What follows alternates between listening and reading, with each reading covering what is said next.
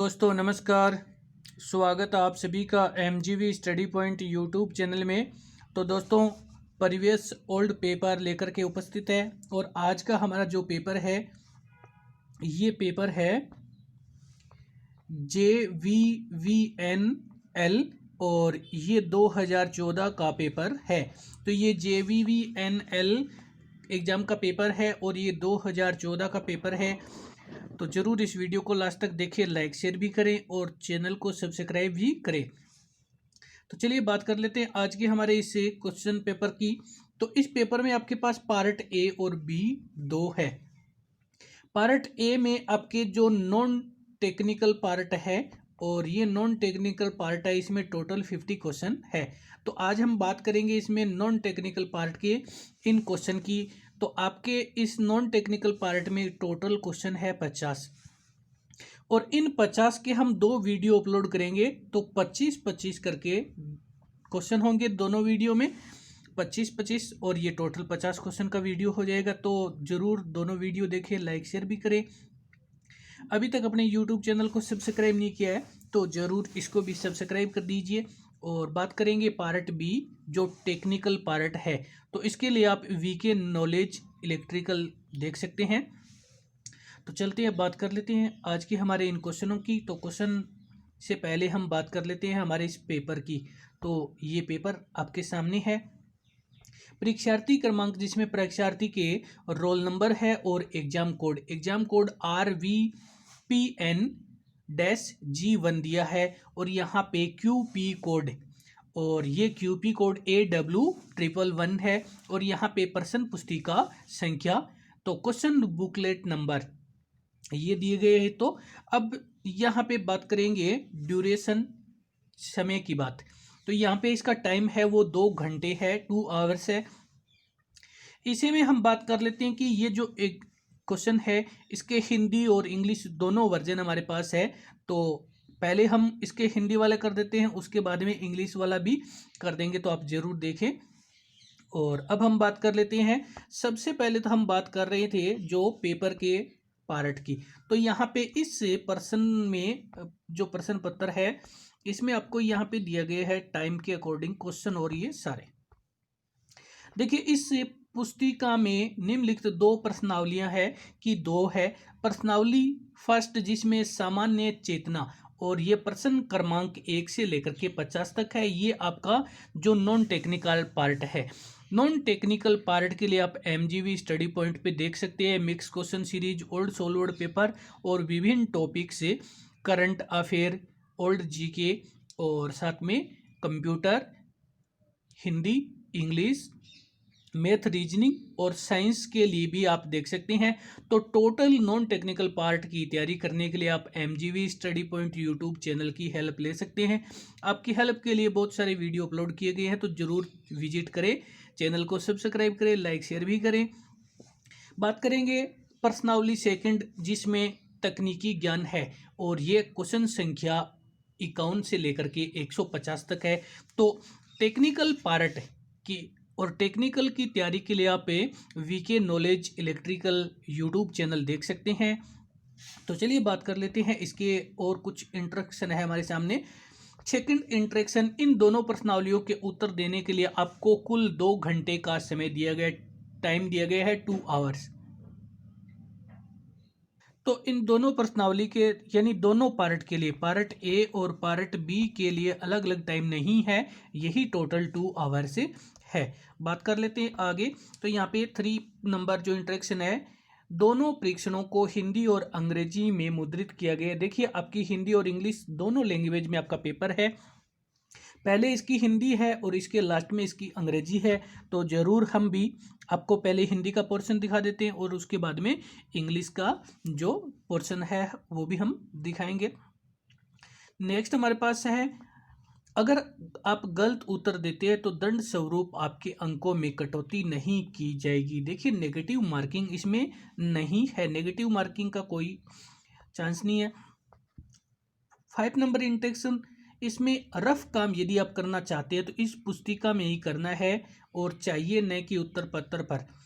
इस हेतु हाशिए अथवा अन्य उपलब्ध खाली जगह का उपयोग कीजिए और अन्य किसी कागज का उपयोग न कीजिएगा। देखिए रफ काम करने के लिए आप इसे बुकलेट पे जो आपका प्रश्न पत्र है इसी में इधर उधर करेंगे और इसमें आगे आपके उत्तर अलग अलग उत्तर पत्र पर केवल काले बॉल पॉइंट पेन से प्रयोग दर्शाएंगे और इसमें उत्तर दर्शाने के लिए उत्तर पत्र में दिए गए अनुदेशों का पालन कीजिए। और आगे है, जब तक निर्देश मिलने तक पुस्तिका के बाएं किनारे में लगे हुए मुड़े हुए तार को निकालने का प्रयास न करें। और ये आप इंट्रैक्शन है।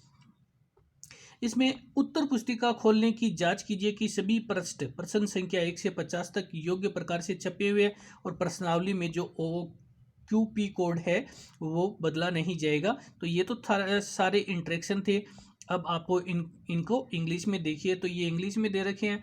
Booklet contain 2 test as follows, general awareness questions 1 to 50 और सेकंड टेस्ट है जो टेक्निकल नॉलेज है। ये क्वेश्चन नंबर ये 51 से 150 तक है। तो इस सारे क्वेश्चन को आप रीड कर सकते हैं। ये यहाँ पे आपको शो किए जा रहे हैं और सेम वही है जो हिंदी का ट्रांसलेट इंग्लिश से है। अब हम बात कर लेते हैं क्वेश्चन हमारे फर्स्ट की। और क्वेश्चन जो हमारा फर्स्ट है, तो देखिए सबसे पहले तो हम बात करेंगे, ये हमारे पास है टेस्ट ए, यानी प्रश्न पत्र जो आपका 2 पार्ट में डिवाइड है, ए और बी। और हम ए पार्ट जो नॉन टेक्निकल है उसको सॉल्व कर रहे हैं। नॉन टेक्निकल के लिए आप MGV स्टडी पॉइंट देख सकते हैं। क्वेश्चन फर्स्ट है, राजस्थान का सबसे पूर्व जिला कौन सा है? तो राजस्थान का सबसे जो पूर्वी जिला है वो है धौलपुर जिला है।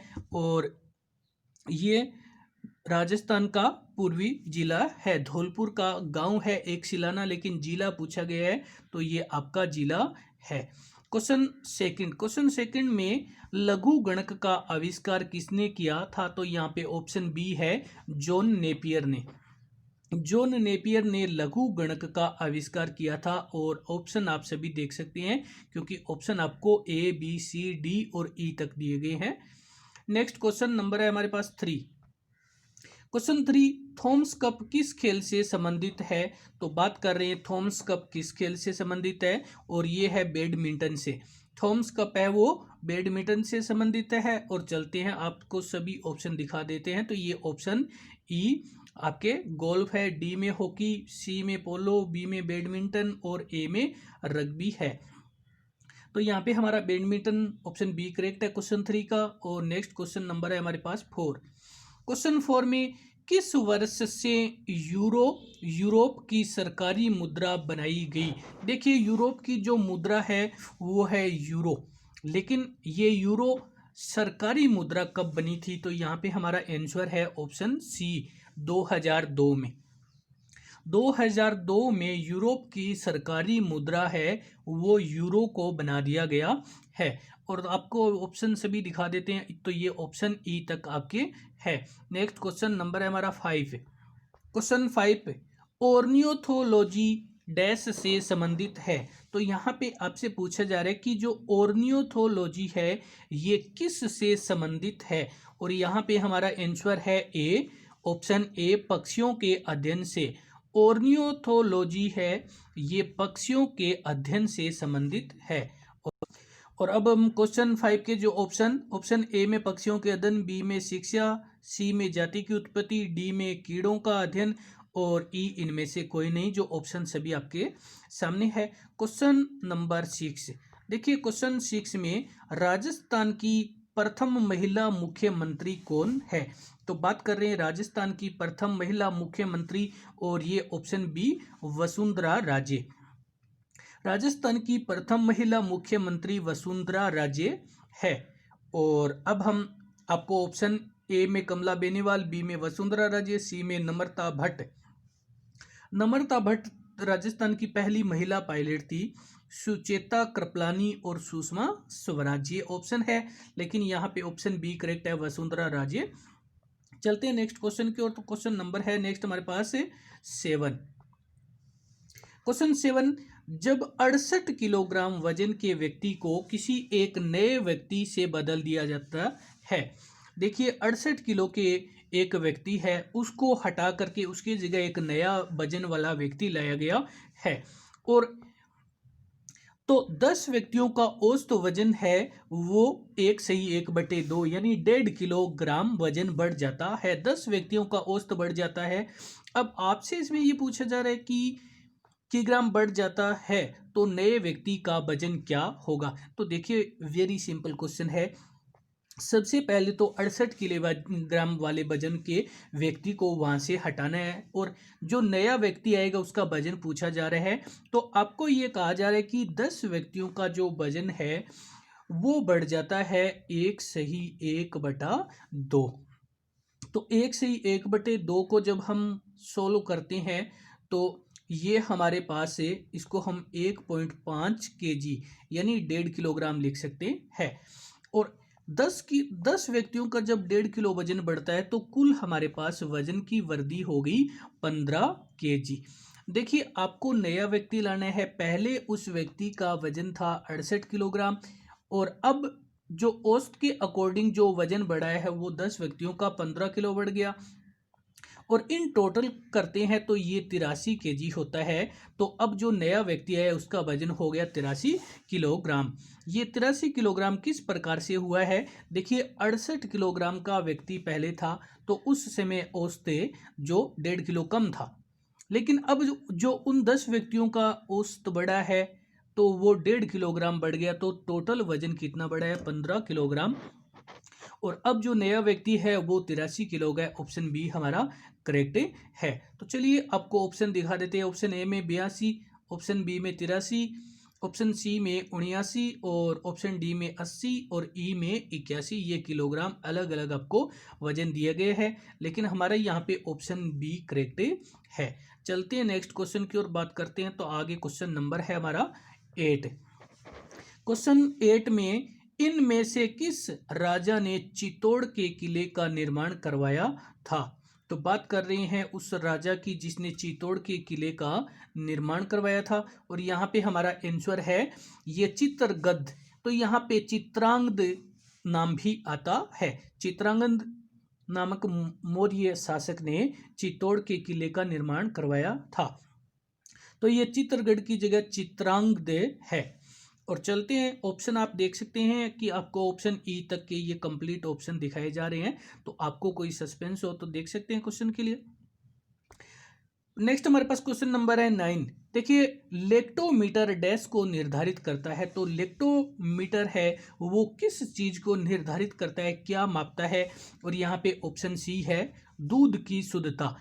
लेक्टोमीटर से दूध की शुद्धता को मापा जाता है कि उसमें कुछ मिलावट तो नहीं है या दूध अपनी गुणवत्ता के आधार पे सही है। और ऑप्शन आपको जो दिखाए गए हैं इसमें यहाँ पे आपके पास ऑप्शन ई है, इनमें से कोई नहीं। लेकिन यहाँ पे हमारा आंसर जो करेक्ट बनता है वो सी वाला करेक्ट बनता है। दूध की शुद्धता लेक्टोमीटर से मापी जाती है।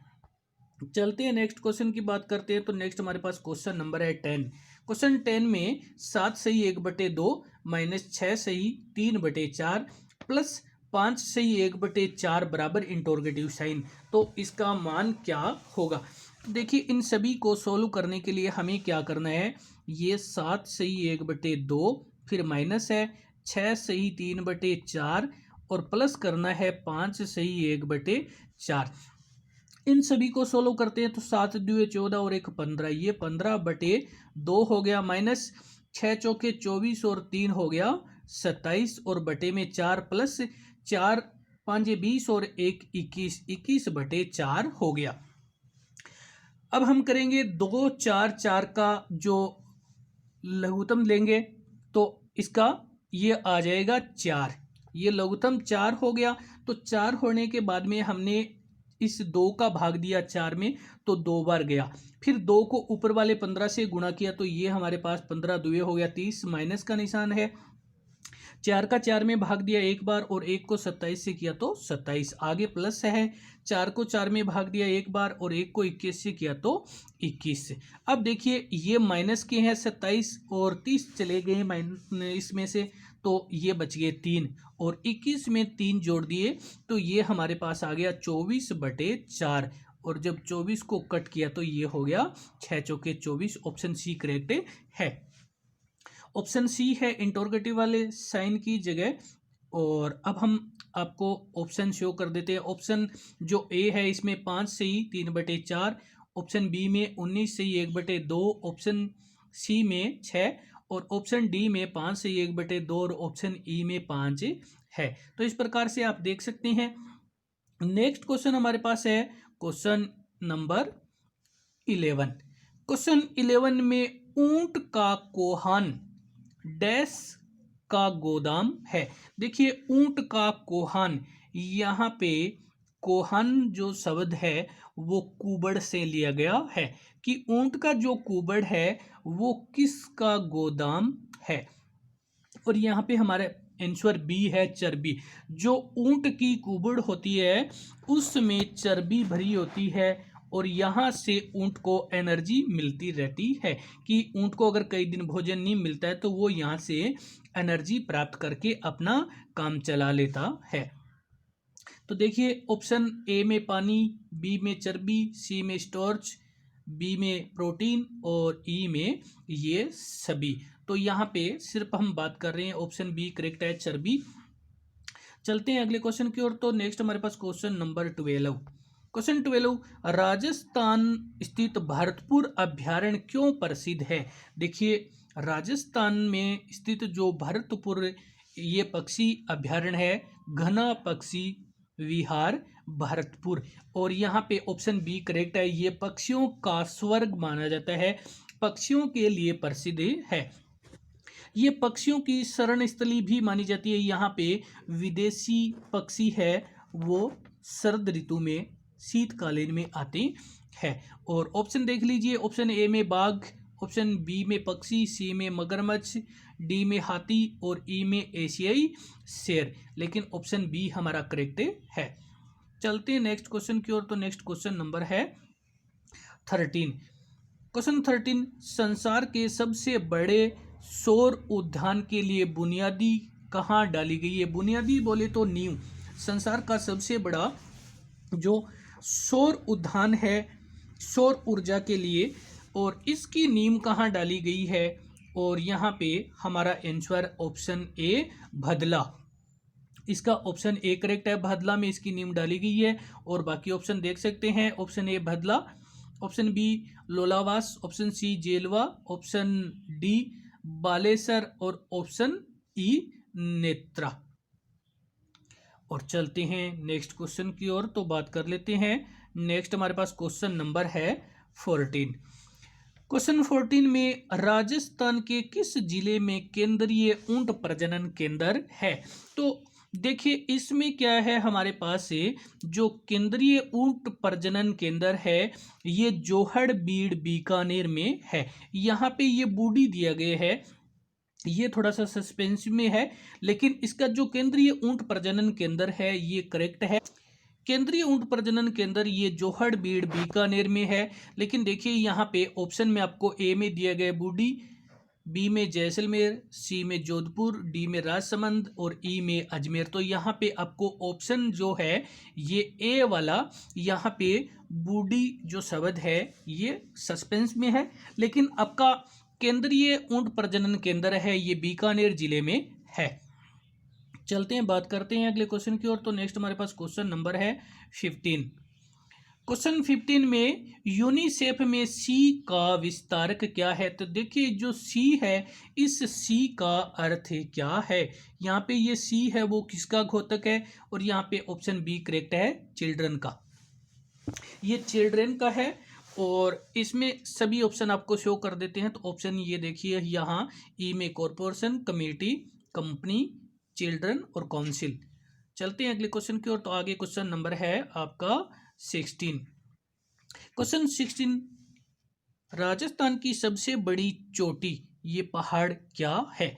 तो राजस्थान की जो सबसे बड़ी या सबसे ऊंची चोटी है वो है हमारी यहाँ पे ऑप्शन डी, गुरु शिखर। गुरु शिखर है ये राजस्थान की सबसे ऊंची चोटी है और ये सिरोही जिले में स्थित है। तो यहाँ पे ऑप्शन ई में खो है, शेर, जरगा, अंचलगढ़, ये सभी ऑप्शन आपको शो किए गए हैं। चलते हैं अगले क्वेश्चन की ओर। तो नेक्स्ट हमारे पास क्वेश्चन नंबर है 17। क्वेश्चन 17 में श्रमिक दिवस डैश को मनाया जाता है। तो श्रमिक दिवस है वो प्रतिवर्ष 1 मई को मनाया जाता है। ऑप्शन सी करेक्ट है, प्रत्येक वर्ष 1 मई को श्रमिक दिवस के रूप में मनाया जाता है। ऑप्शन ए में 5 मई, बी में 1 अप्रैल, सी में 1 मई, डी में 1 नवंबर और ई में 4 अप्रैल। अलग अलग ऑप्शन आपको दिए गए हैं, तो देख लीजिए। नेक्स्ट क्वेश्चन की बात कर लेते हैं। Question number 18। ये आपकी बानस नदी, बानस न होकर के ये आपकी बनास नदी है। तो ये बनास नदी का स्रोत है। देखिए बनास नदी का स्रोत बोले तो यहाँ पे बनास नदी का उद्गम कहाँ से होता है, ये बनास नदी कहाँ से निकलती है, आपसे ये पूछा जा रहा है। तो ये बनास नदी का स्रोत है और ऑप्शन ए करेक्ट है, खमनोर की पहाड़, खमनोर की पहाड़ियों से निकलती है। ये बनास नदी है, ये खमनोर की पहाड़ियों से निकलती है। आगे आपको ये बेरठ की पहाड़ियाँ है और कुंभलगढ़ की पहाड़ियाँ, गोगुंदा की पहाड़ियाँ और इनमें से कोई नहीं। लेकिन यहाँ पे ऑप्शन से भी देखने के बाद आपको पता चलेगा कि ऑप्शन ए करेक्ट है, खमनोर की पहाड़ियाँ। चलते हैं बात करते हैं अगले क्वेश्चन की। तो इससे पहले चैनल को सब्सक्राइब जरूर कीजिए। हमने ये देखा है कि जो ज़्यादा व्यूअर है वो अनसब्सक्राइबर ज़्यादा आते हैं, तो ज़रूर प्लीज़ सब्सक्राइब करें। आपका सब्सक्राइब करने से कुछ नहीं जाता है। तो नेक्स्ट क्वेश्चन की बात कर लेते हैं। इसी के साथ में old solved paper, mix question series और विभिन्न topics, current affair, computer, GK, reasoning, math, Hindi, science, इन सभी के लिए आप विजिट कर सकते हैं चैनल पे, लेकिन ज़रूर सब्सक्राइब कीजिए। क्वेश्चन 19, निम्नलिखित में से राजस्थान के सबसे बड़ी झील कौन सी है? देखिए आपसे यहाँ पे पूछा जा रहा है कि राजस्थान की सबसे बड़ी झील है वो कौन सी है। अब आपको इसमें क्या है, खारे पानी मीठे पानी के बारे में कुछ नहीं कहा है, केवल आपसे ये पूछा है कि राजस्थान की सबसे बड़ी झील कौन सी है। और यहाँ पे ऑप्शन बी है सांबर साल्ट। ये सांबर, ये संबार शब्द जो थोड़ा सा मिसप्रिंट है, ये सांबर साल्ट जो झील है ये सबसे बड़ी झील है। और ऑप्शन ए में हुसैन सागर, बी में सांबर साल्ट, सी में मानसरोवर, डी में नल सरोवर और पिछोला, ये पिछोला झील ई में। और यहाँ पे हमारा आंसर बी करेक्ट है। 19 नंबर में ऑप्शन बी आपका करेक्ट होगा। ये सांबर साल्ट झील राजस्थान की सबसे बड़ी झील है। देखिए खारे पानी मीठे पानी कुछ नहीं बोला है।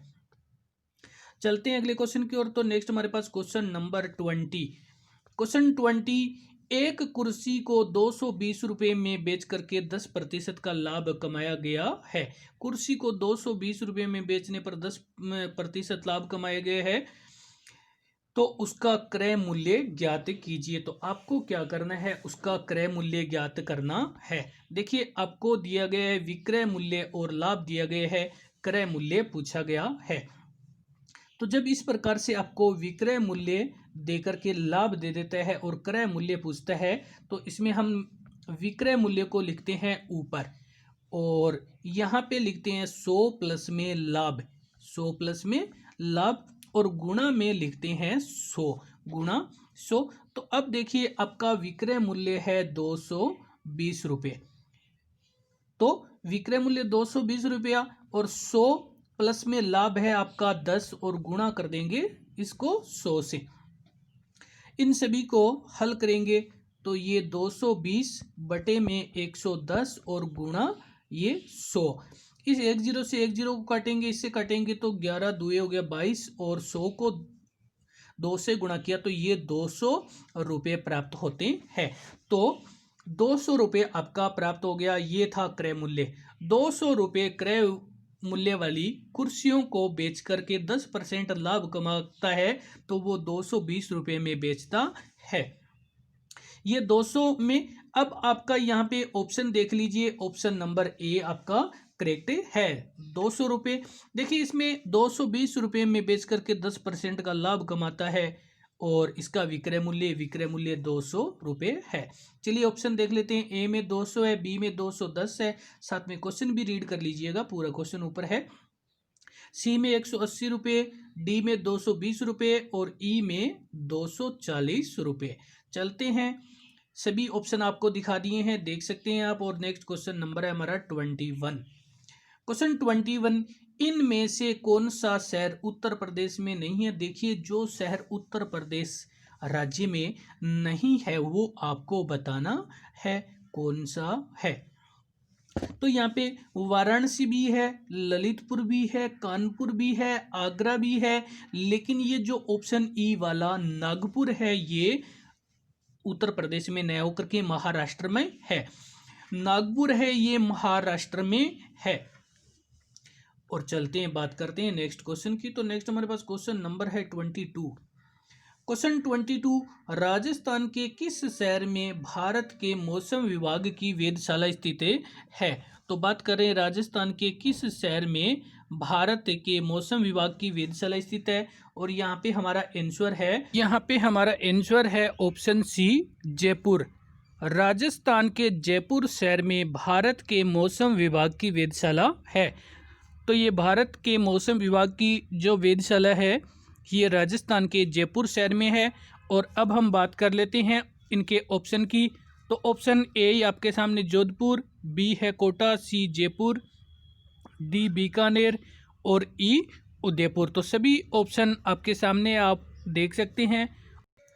और चलते हैं, बात करते हैं अगले क्वेश्चन की। तो नेक्स्ट हमारे पास क्वेश्चन नंबर है 23। क्वेश्चन 23 में किसे जेनेटिक्स के जनक के रूप में माना जाता है या किसे जेनेटिक जनक कहा जाता है? यहाँ पे ऑप्शन बी करेक्ट है, मेंडल।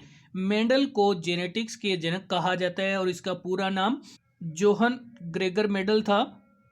और चलते हैं, इसी में option A, option B, option C, option D और ऑप्शन ई आपके सामने है। नेक्स्ट क्वेश्चन की बात कर लेते हैं। नेक्स्ट हमारे पास क्वेश्चन नंबर है 24। क्वेश्चन 24, विश्व का सबसे बड़ा क्रिकेट मैदान कहाँ पर है? तो बात कर रहे हैं विश्व के सबसे बड़े क्रिकेट मैदान की और यहाँ पे हमारा आंसर मेलबर्न में। विश्व का सबसे बड़ा क्रिकेट मैदान ये मेलबोर्न में है। और इसी में option A Mohali, option B Eden Garden, option B C Melbourne, option D Wankhede और ऑप्शन ई लॉर्ड्स में। तो यहाँ पे हमारा आंसर जो करेक्ट है ऑप्शन सी है, मेलबोर्न में। चलते हैं, बात करते हैं नेक्स्ट क्वेश्चन की। तो नेक्स्ट हमारे पास क्वेश्चन नंबर 25। क्वेश्चन 25 इस वीडियो का लास्ट क्वेश्चन है। नेक्स्ट जो क्वेश्चन है नेक्स्ट वीडियो में अपलोड करेंगे, तो जरूर देखें। स्वतंत्र भारत के प्रथम प्रधानमंत्री कौन थे? तो बात कर रहे हैं स्वतंत्र भारत के प्रथम प्रधानमंत्री और यहाँ पे हमारा आंसर है ऑप्शन सी, पंडित जवाहरलाल नेहरू। पंडित जवाहरलाल नेहरू ये स्वतंत्र भारत के प्रधानमंत्री थे। और सभी ऑप्शन यहाँ पे ऑप्शन ई में वल्लभ भाई पटेल, ऑप्शन डी में लाल बहादुर शास्त्री, ऑप्शन सी में जवाहरलाल, ऑप्शन बी में राजगोपालाचार्य और ऑप्शन डी में डॉक्टर राजेंद्र प्रसाद। तो दोस्तों इसी के साथ में वीडियो देखने के लिए धन्यवाद, लाइक शेयर करने के लिए धन्यवाद और नेक्स्ट वीडियो अपलोड हो तब तक के लिए धन्यवाद। नेक्स्ट जो शेष क्वेश्चन है 26 से लेकर के 50 तक के, तो ये क्वेश्चन आप नेक्स्ट वीडियो में देखेंगे। इसका लिंक आपको डिस्क्रिप्शन में मिल जाएगा। तो वीडियो देखने के लिए धन्यवाद।